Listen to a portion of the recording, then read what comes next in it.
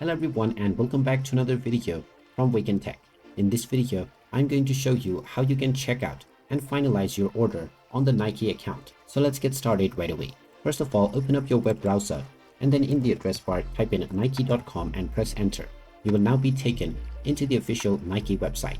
Now if you haven't logged into your account already, click on the login button at the top right corner and proceed forward with your credentials. After logging in, you may add various products that you wish to buy onto your bag by simply clicking on the add to bag option. Once you have added enough products that you wish to check out, go ahead and click on your bag icon at the top right corner. This will now take you into your cart page.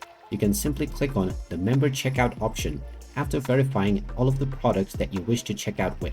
Once you click on this button, this will then take you into the checkout page where you will need to enter all of your personal information as well as your shipping address and your payment details. You may also be required to upload a few of your documents. After you have fulfilled all of these conditions, just proceed forward with your payment method, and you may also add a promo code if you wish.